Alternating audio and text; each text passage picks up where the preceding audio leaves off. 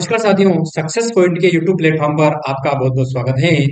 कल की ही तरह आज हम लोग फिजिक्स से संबंधित बहुत ही मोस्ट और इम्पोर्टेंट टॉपिक के ऊपर डिस्कस करने वाले हैं। आइए देखते हैं बिना देरी के। आज हम जो पढ़ने वाले हैं वो पढ़ेंगे कैथोड किरणों के बारे में। हम लोग पढ़ेंगे कैथोड किरणें क्या होती हैं। कैथोड किरणें क्या होती हैं? कैथोड किरणों की खोज सर विलियम क्रुक्स ने की थी। इनकी निम्न गुण है। कैथोड किरणों के जो है ये गुण, क्या गुण है कैथोड किरणों के? और कैथोड किरणों की जो खोज की मोस्ट और इम्पोर्टेंट प्रश्न ये उठता है कि सर विलियम क्रुक्स ने कैथोड किरणों की खोज की थी। सर विलियम क्रुक्स ने। तो आइए देखते हैं इस किरण के जो गुण हैं वो क्या गुण है। पहला पॉइंट है सीधी रेखा में गति करती हैं। कैथोड किरणें जो होती हैं वो सीधी रेखा में गति करती हैं। और अगला पॉइंट है प्रतिदीप्ति उत्पन्न करती हैं। प्रतिदीप्ति उत्पन्न करती हैं। अगला पॉइंट है धातु की पतली चादर को भेद सकती हैं। कैथोड किरणें जो हैं वो क्या कर सकती हैं? धातु की पतली चादर को भेद सकती हैं और विद्युत एवं चुंबकीय क्षेत्र दोनों के द्वारा विचलित हो सकती हैं। विद्युत और चुंबकीय क्षेत्र दोनों के द्वारा क्या हो सकती हैं? विचलित हो सकती हैं। और इसकी चाल जो होती है प्रकाश की चाल की 1/30 से लेकर 1/10 भाग होती है। जो कैथोड किरणों की जो चाल होती है वो कितनी होती है? 1/30 से लेकर 1/10 भाग तक होती है। कैथोड किरणों की जो खोज की वो सर विलियम क्रुक्स ने की, ये ध्यान रखना है अपने को। और दूसरा क्या ध्यान रखना है कि इसकी जो गति होती है, इसकी ये जो गति करती है सीधी रेखा में गति करती है। क्या करती है? सीधी रेखा में गति करती है। और सीधी रेखा में गति करती है। आगे देखते हैं कि धन या केनाल किरणें। आगे किसको देखेंगे हम कि धन या केनाल किरणें क्या हैं? तो धन या केनाल किरणें, इन किरणों की खोज गोल्डस्टीन ने की। धन या केनाल किरणें की जो खोज की वो किसने की? गोल्डस्टीन ने की। और अगला पॉइंट देखते हैं कि धन किरणों में धनावेश कण होते हैं। धन किरणों में क्या होते हैं? धनावेश होते हैं, यानी कि प्लस होता है। आगे देखते हैं धन किरणों में धनावेश कण होते हैं। ये किरणें सरल रेखा में गति करती हैं। ये किरणें कैसी गति करती हैं? सरल रेखा में गति करती हैं। ये किरणें विद्युत और चुंबकीय क्षेत्र में विचलित हो जाती हैं। वो का वही सिस्टम है कि ये विद्युत और चुंबकीय क्षेत्र में क्या हो जाती हैं? विचलित हो जाती हैं। ये गैसों को आयनीकृत कर सकती हैं। ये जो किरणें हैं ये गैसों को क्या कर सकती हैं? आयनीकृत कर सकती हैं। आगे देखते हैं हम एक्स किरणों के बारे में देखेंगे। एक्स किरण के बारे में हम डिटेल पढ़ेंगे। तो एक्स किरण के ऊपर से प्रश्न बनता है, 101% प्रश्न एक्स किरण के ऊपर से बनता है। तो आइए देखते हैं एक्स किरण के बारे में। एक्स किरण के बारे में देखते हैं। और एक्स किरण विद्युत चुंबकीय किरणें होती हैं। एक्स किरण जो होती है वो क्या होती है? विद्युत चुंबकीय किरण होती हैं, जिनकी तरंग दैर्घ्य कितनी होती है? 0.1 एंगस्ट्रॉम से लेकर 100 एंगस्ट्रॉम के मध्य होती है। इन किरणों की जो तरंग दैर्घ्य होती है, एक्स किरणों की जो तरंग दैर्घ्य होती है वो क्या होती है कि 0.1 से लेकर 100 एंगस्ट्रॉम के मध्य होती है।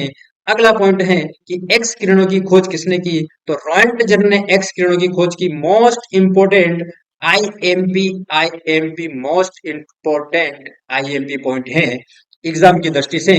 तो अगला पॉइंट देखते हैं कि किरणें, एक्स किरणें सरल रेखा में गति करती हैं। एक्स किरणें जो होती हैं वो सरल रेखा में गति करती हैं। और एक्स किरणों से अधिक संपर्क मानव शरीर के लिए हानिकारक हो सकता है। कहने का मतलब ये है, कहने का तात्पर्य ये है कि एक्स किरणें के संपर्क में अगर मानव रहता है तो वो हानिकारक होता है। मानव के लिए एक्स किरणें हानिकारक का काम करती हैं, यानी कि नुकसानदायक का काम करती हैं। आगे बढ़ते हैं अगले पॉइंट की ओर। और अगले पॉइंट की ओर बढ़ने से पहले फिर से मैं निवेदन करना चाहूंगा कि चैनल को सब्सक्राइब करें और बेल आइकन के बटन को दबाना तो बिल्कुल भी ना भूलें। तो देखते हैं कि एक्स किरणें प्रकाश विद्युत प्रभाव को दर्शाती हैं। जो एक्स किरणें होती हैं वो किसको दर्शाती हैं? प्रकाश विद्युत प्रभाव को दर्शाती हैं। आगे देखते हैं हम एक्स किरणों के उपयोग। एक्स किरणों के उपयोग से भी बहुत सारे प्रश्न बनते हैं और बनते आ रहे हैं, इसलिए हमने एक्स किरणों के उपयोग के बारे में भी हमको जानना है। तो एक्स किरणें जो हैं चिकित्सकीय विज्ञान में, शल्य चिकित्सा में एक्स किरणों का उपयोग टूटी हड्डी, खराब अंग और बाहरी सामान जैसे गोली, पत्थर आदि का पता लगाने के लिए किया जाता है। इसका प्रयोग कैंसर और चर्म रोग के उपचार में भी होता है, यानी कि जो पहला पॉइंट है बहुत ही मोस्ट और इम्पोर्टेंट होने वाला है कि शल्य चिकित्सा के क्षेत्र में जैसे टूटी हड्डी, खराब अंग, भारी सामान जैसे गोली, पत्थर आदि का पता लगाने के लिए भी और कैंसर के पता और चर्म रोग का पता लगाने में भी एक्स किरणों का उपयोग होता है, जो कि बहुत ही मोस्ट और इम्पोर्टेंट है। आइए देखते हैं अगला पॉइंट। इंजीनियरिंग में एक्स किरणों का उपयोग धातु उत्पादों और भारी धातु की चादरों में टूटन, दरार, कमजोरी और वायु की उपस्थिति का पता लगाने के लिए भी एक्स किरणों का उपयोग किया जाता है। एक्स किरणों का उपयोग किया जाता है। आगे देखते हैं।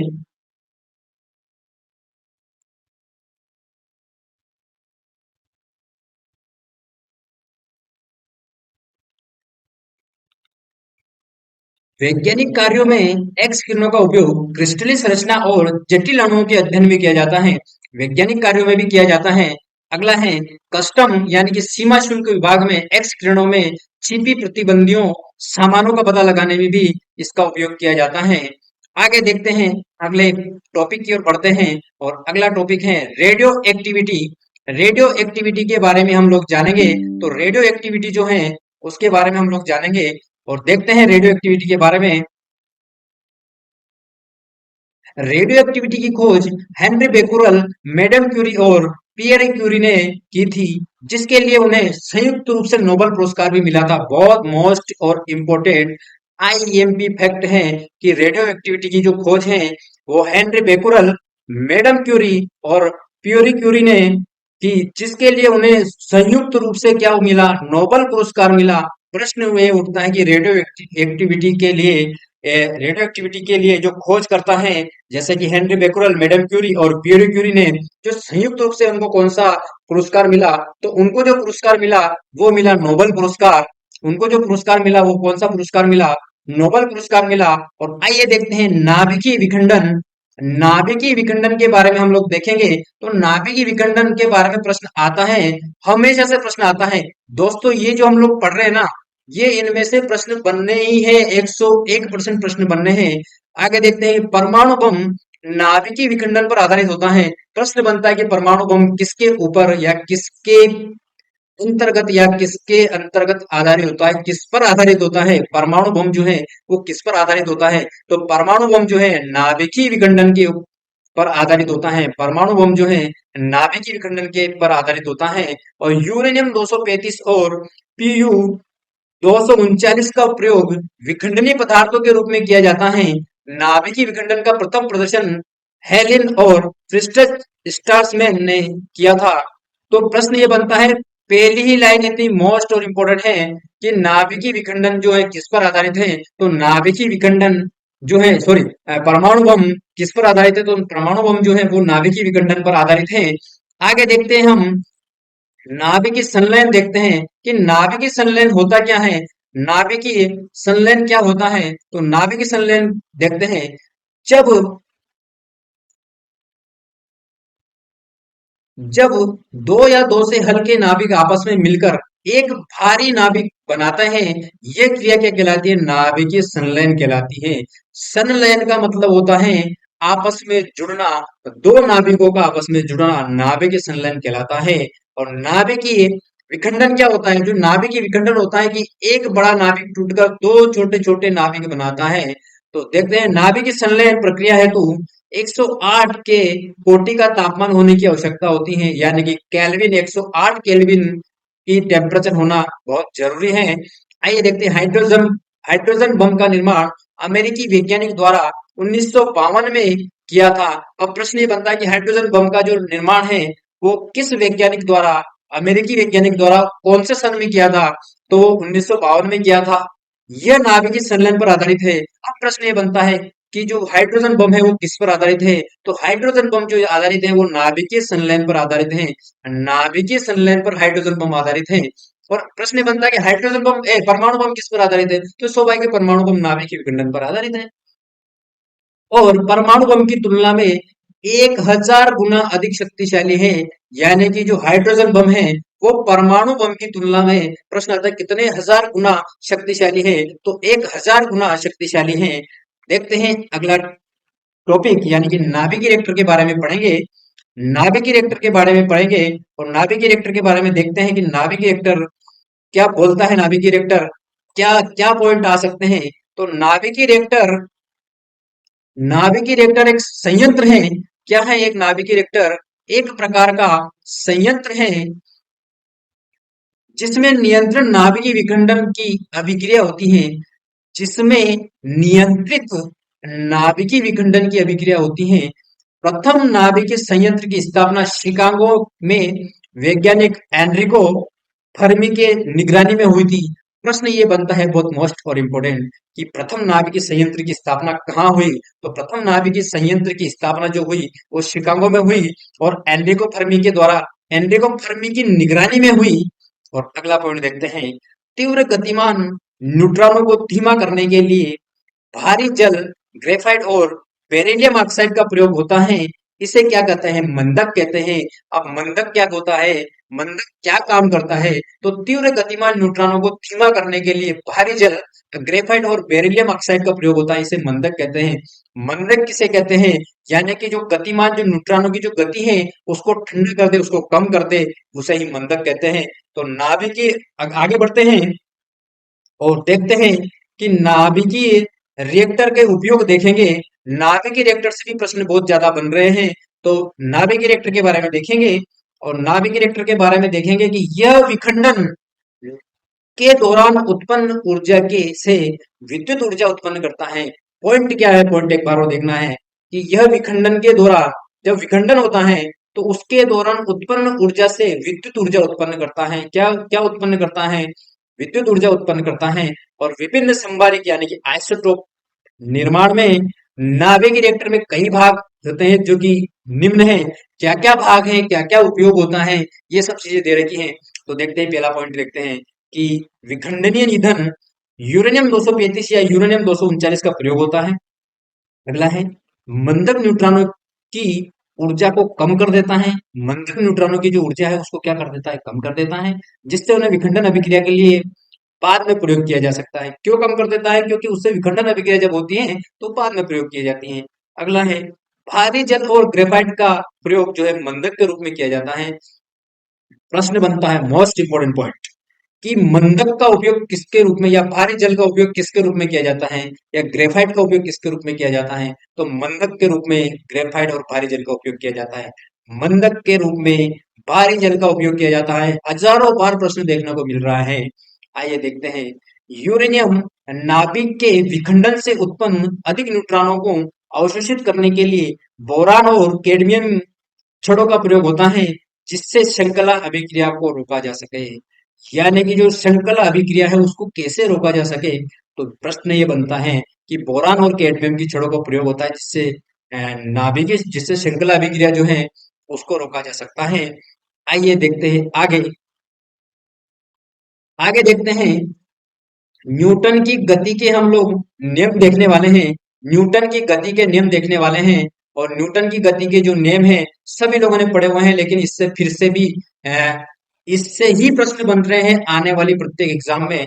जैसे कि एमपी पुलिस में भी बने हैं और रेलवे में। और उसके बाद जो मोस्ट और इम्पोर्टेंट वैकेंसीज हैं, जैसे कि महिला पर्यवेक्षक सुपरवाइजर की जो वैकेंसीज हैं उसमें भी बहुत मोस्ट और इम्पोर्टेंट इनका हिस्सेदारी होने वाली है। जो पहला नियम है, पहला नियम क्या बोलता है?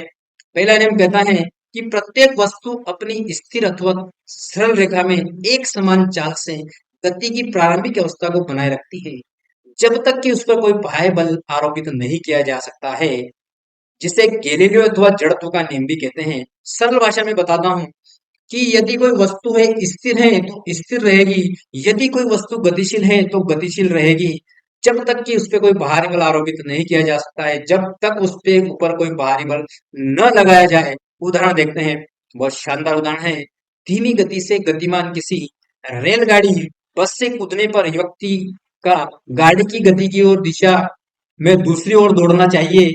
कहने का मतलब यह है कि जैसे कोई वस्तु स्थिर है तो स्थिर रहेगी, कोई वस्तु गतिशील है तो गतिशील रहेगी। जैसे हम गाड़ी से नीचे उतरते हैं या रेलगाड़ी से बस से कूदते हैं तो अपने को थोड़ा सा और गति देना पड़ेगी। अगर हम गति नहीं देंगे तो हम गिर जाएंगे। यही है न्यूटन का पहला नियम। और आइए देखते हैं न्यूटन का दूसरा नियम। किसी वस्तु पर आरोपित बल वस्तु के द्रव्यमान और उसमें उत्पन्न त्वरण के सीधे अनुपाती होता है। यानी कि दूसरा नियम है एफ बराबर एम ए। प्रश्न उठता है कि एफ बराबर एम ए किस कौन सा नियम है? न्यूटन की गति का कौन सा नियम है? तो न्यूटन की गति का दूसरा नियम है एफ बराबर एम ए। और देखते हैं न्यूटन की गति का तीसरा नियम। न्यूटन की गति का तीसरा नियम देखते हैं, प्रत्येक क्रिया के बराबर और विपरीत प्रतिक्रिया। प्रत्येक क्रिया के बराबर और विपरीत प्रतिक्रिया यानी कि अगर हम किसी दीवार को धक्का लगाते हैं तो वो भी उतना ही बल हमारे ऊपर लगाएगी जितना हम उसके ऊपर लगाएंगे।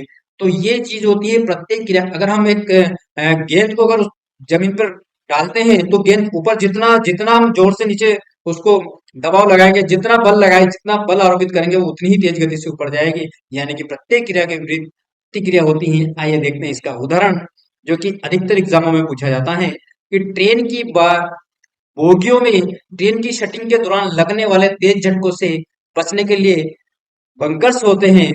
अगला है रॉकेट गैसों के विपरीत दिशा में निकलने के कारण ऊपर उठता है। जितनी रॉकेट का जो फ्यूल होता है, रॉकेट का जो ईंधन होता है, वो जितनी तेज गति से नीचे निकलेगा उतनी तेज गति से रॉकेट ऊपर जाएगा।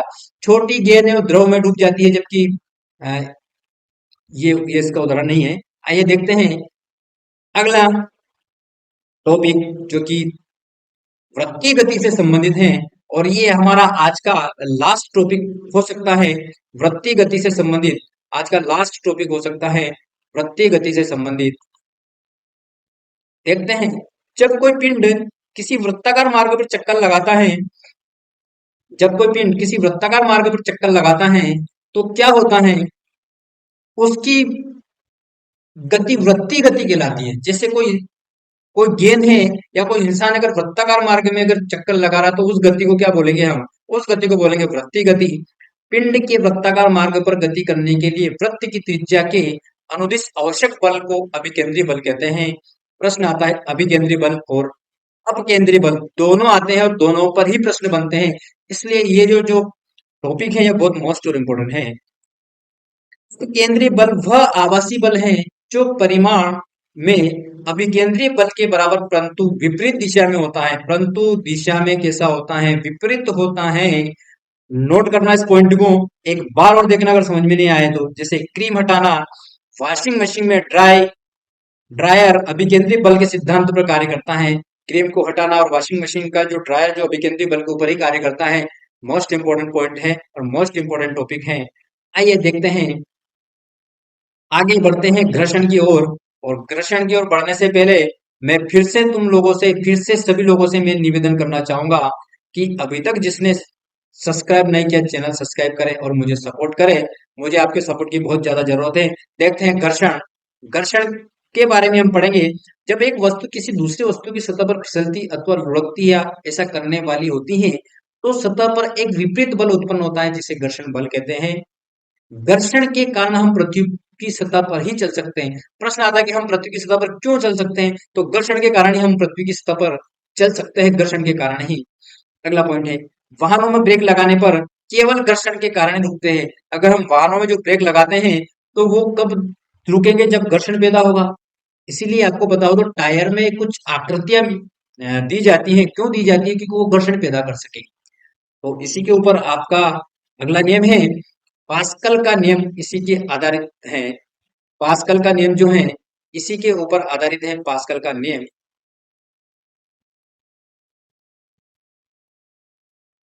हाइड्रोलिटिक लिफ्ट, हाइड्रोलिटिक प्रेस और हाइड्रोलिटिक ब्रेक पास्कल के दाब के नियम पर आधारित है। प्रश्न आता है कि हाइड्रोलिटिक किसके नियम पर आधारित है? हाइड्रोलिटिक प्रेस किसके ऊपर आधारित है? हाइड्रोलिक ब्रेक जो होता है वो किसके आधारित है? यानी कि पास्कल के दाब पास्कल का जो नियम है वही उसके ऊपर आधारित है। अगला सिद्धांत है बहुत मोस्ट और इंपोर्टेंट है, आर्किमिडीज का सिद्धांत, जिसके ऊपर प्रश्न बनते हैं, हमेशा बनते आ रहे हैं। जब किसी पिंड को किसी द्रव में पूर्ण या आंशिक रूप से डुबोया जाता है तो पिंड के भार में आभासी कमी आ जाती है और यह कमी पिंड द्वारा हटाए गए द्रव के बराबर भार के बराबर होती है। एक लोहे की गेंद द्वारा हटाए गए द्रव का भार गेंद के भार से कम होता है, जबकि जहाज के पानी में पे भाग द्वारा हटाए गए जल का भार उसके भार के बराबर होता है। इस कारण से लोहे की इस कारण से क्या होता है, जो लोहे की जो छोटी गेंद द्रव में डूब जाती है, जबकि पानी का बड़ा जहाज तैरता रहता है। ये आर्किमिडीज के सिद्धांत के ऊपर आधारित है, आर्किमिडीज के नियम के आधारित काम करता है। आइए देखते हैं अगला पॉइंट। एक मोटा आदमी एक पतले आदमी की तुलना में जल्दी तैरना सीखता है, क्योंकि वह पतले आदमी की तुलना में अधिक जल विस्थापित करता है, अधिक जल विस्थापित करता है। अगला पॉइंट है, और आज का लास्ट पॉइंट है, हाइड्रोजन से भरा भरा वायु में उड़ता है, क्योंकि हाइड्रोजन वायु से हल्की होती है तथा वो जल में अधिक वजन उठा सकते हैं।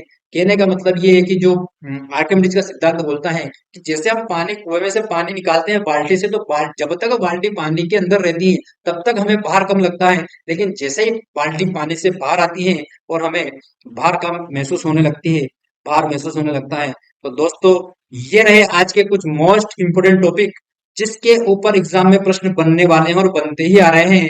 तो मिलते हैं ऐसे ही अगले लेक्चर में मिलेंगे। फिर से मैं निवेदन करना चाहूंगा, अभी तक जिसने चैनल सब्सक्राइब नहीं किया सब्सक्राइब करें और बेल आइकन के बटन को दबाएं, लाइक करें, कमेंट्स करें और मुझे सपोर्ट करें। मिलते हैं अगले लेक्चर में। जय हिंद, जय भारत, वंदे मातरम, जय श्री कृष्ण, राधे राधे।